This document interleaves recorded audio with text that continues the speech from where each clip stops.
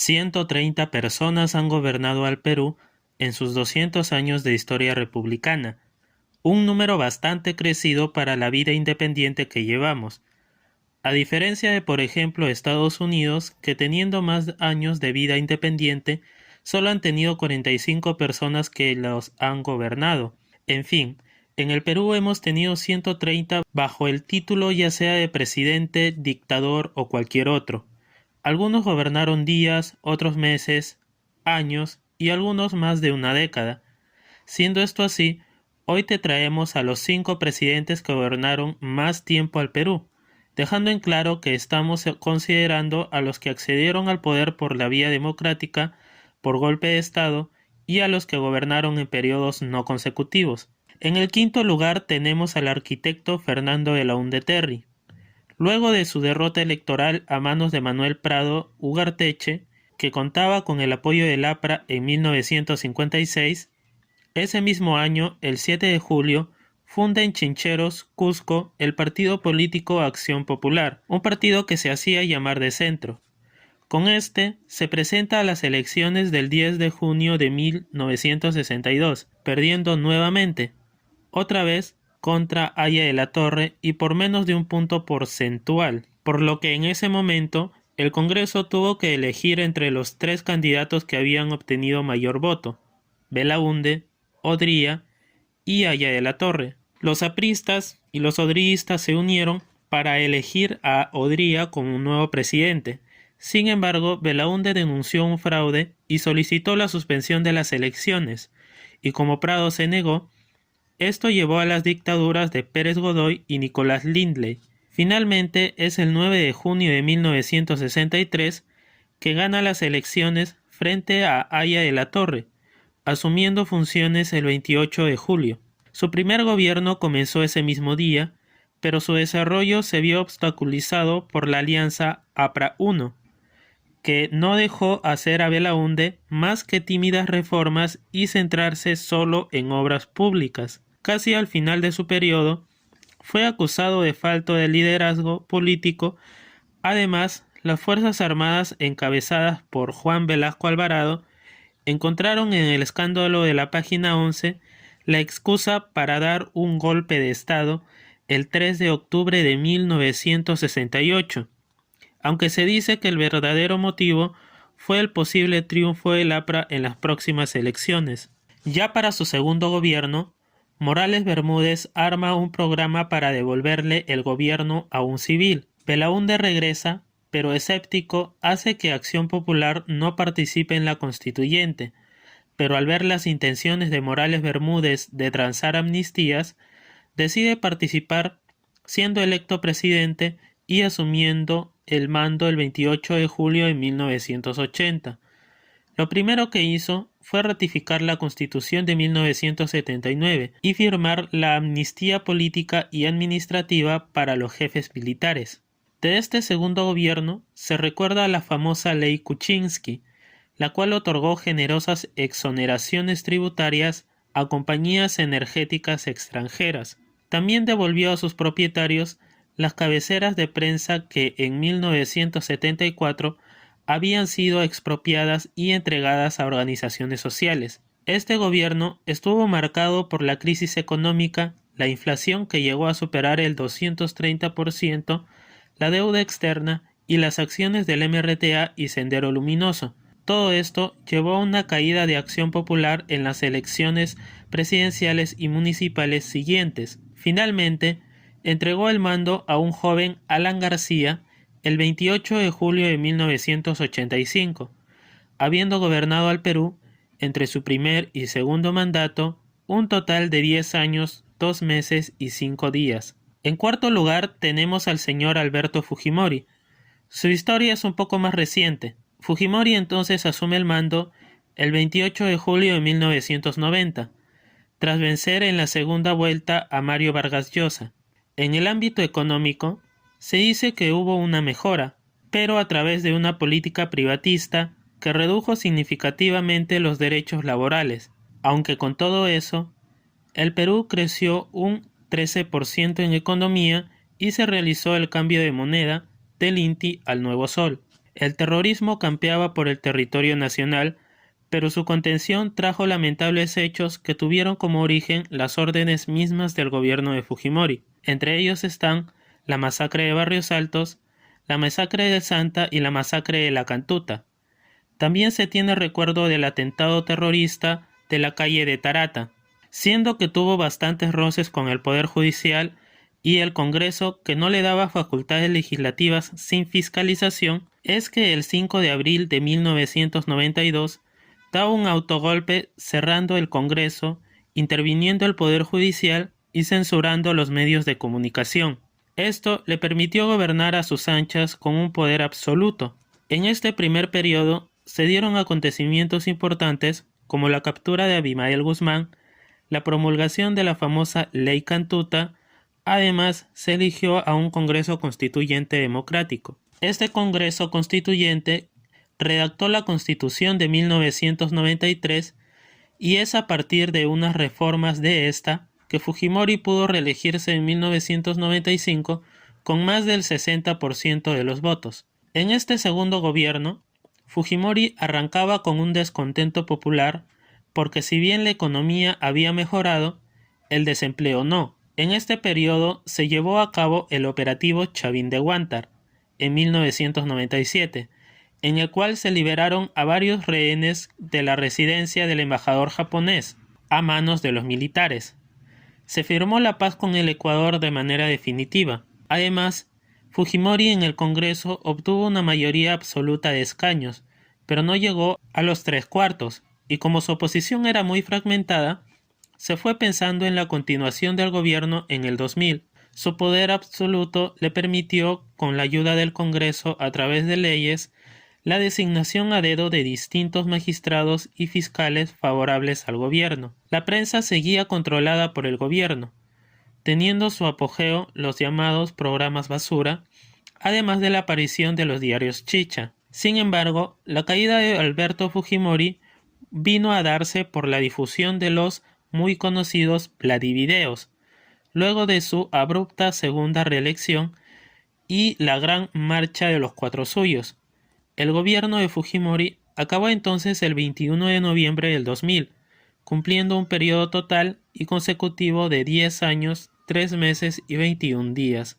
En tercer lugar tenemos al expresidente Manuel Prado Ugarteche. Su primer gobierno, que va desde el 8 de diciembre de 1939 hasta el 28 de julio de 1945, y que comenzó con unas elecciones amañadas por el gobierno de Óscar R. Benavides, coincidió también con la Segunda Guerra Mundial. Este evento a nivel global en su gobierno hizo que las importaciones bajaran, pero que las exportaciones aumentaran.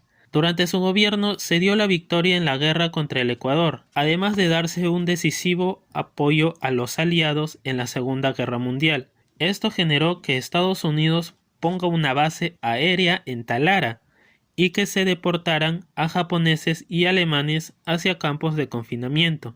En este gobierno, además, se termina con el asfaltado del tramo peruano de la carretera panamericana y se crea el departamento de Tumbes. También se sucedieron el terremoto de Lima y Callao de 1940 y el incendio de la Biblioteca Nacional, cuya reconstrucción estuvo a cargo de Jorge Basadre. En el plano mundial, a pesar de su posición, se negó el asilo a muchos judíos que solo querían escapar de la persecución y la muerte. Un caso curioso fue el sucedido con el diplomático José María Barreto, quien emitió pasaportes peruanos a 58 judíos, pero el gobierno de Prado anuló los pasaportes y destituyó a José María Barreto. Llegadas las elecciones de 1945, a pesar de apoyar Prado a la candidatura de Eloy Ureta, quien terminó ganando fue José Luis Bustamante y Rivero, quien tenía el apoyo del APRA. El apoyo del APRA fue nuevamente crucial,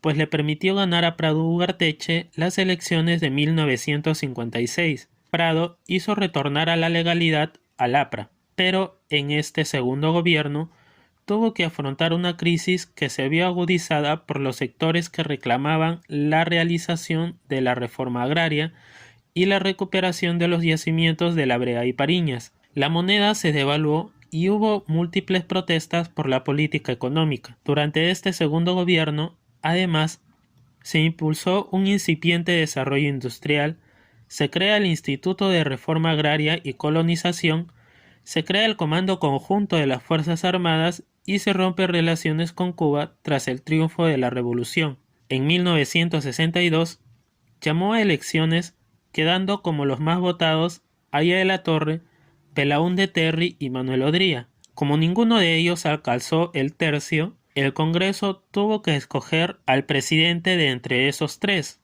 Sorpresivamente, los apristas y odriistas se aliaron para elegir a Odría. Sin embargo, los militares dan un golpe de estado, llevando al poder a Pérez Godoy y Nicolás Lindley para llamar a nuevas elecciones que terminó ganando Belaúnde. Este gobierno terminó 10 días antes de lo previsto, gobernando entonces Manuel Prado Ugarteche entre su primer y segundo periodo, un total de 11 años y 7 meses. En segundo lugar tenemos a Ramón Castilla, que tuvo también 2 periodos presidenciales. El primero va desde 1845 a 1851 y fue el primer presidente en completar su mandato sin interrupciones. Ganó las elecciones y fue proclamado como presidente por el Congreso de 1845. Su gobierno es tomado como progresista y moderado. Se estableció el primer presupuesto nacional. Además, se estableció el sistema de consignatarios para la venta del guano de isla, por el cual un consignatario debía vender al mejor precio el guano, dándole una enorme tajada de las ganancias al Estado.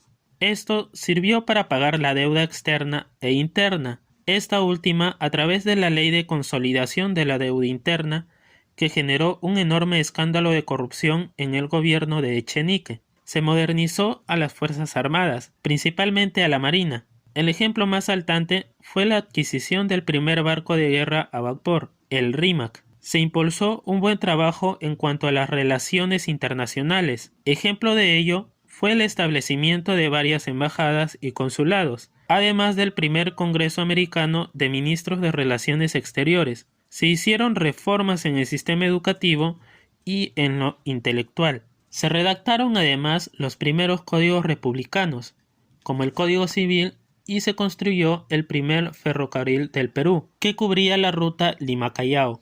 Llegó 1850, y para lo cual Castilla tuvo que llamar a elecciones, saliendo como ganador su candidato, José Rufino Echenique. Sin embargo, el mismo Castilla se levantaría contra Echenique, declarándose presidente provisorio y firmando el 3 de diciembre de 1854 el famoso decreto de abolición de la esclavitud, y vence definitivamente a las fuerzas de Echenique en la batalla de Las Palmas. Como presidente provisorio, dicta un decreto de libertad de expresión en imprenta y convoca a sufragio universal y directo a una convención nacional que dictaría la Constitución de 1856, y una vez que esta convención ratifica a Castilla, se torna autoritario y rompe relaciones con los liberales. En este periodo se llevó a cabo una sangrienta guerra civil, levantándose los conservadores al mando de Vivanco en Arequipa, pero siendo posteriormente derrotados. Como solo era presidente provisorio, convocó a elecciones que ganó él mismo. Con él se eligió un nuevo Congreso que en 1860 fue reemplazado por otro. Este último Congreso elaboró la Constitución Moderada de 1860. Se vivió una época de bonanza económica, aunque falaz, gracias al guano de isla. Se hizo una reforma de la educación, diferenciando a la educación secundaria de la superior.